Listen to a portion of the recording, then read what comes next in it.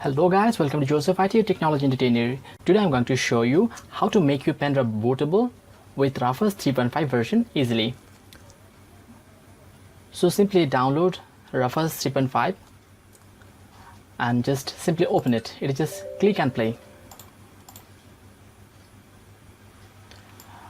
It has appeared, and as you can see, it has automatically detected one of my pen drives that is 16 GB in size, and after it is detected, simply go to boot selection.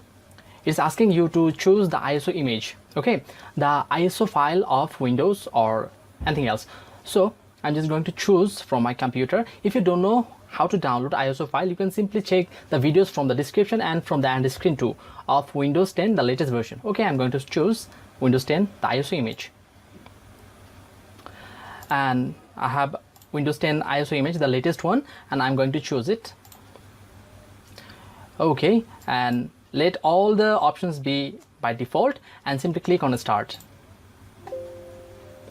Okay,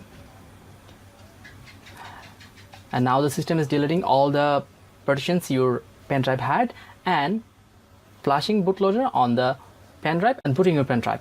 Simply wait for a while until it's done. It is most probably done.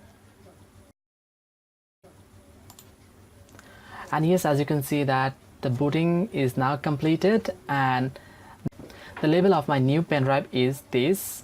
And if I go to my PC, you'll be able to find this. It is now booted, and the next time you restart your PC, you have to come from the boot and choose this drive as your bootable option.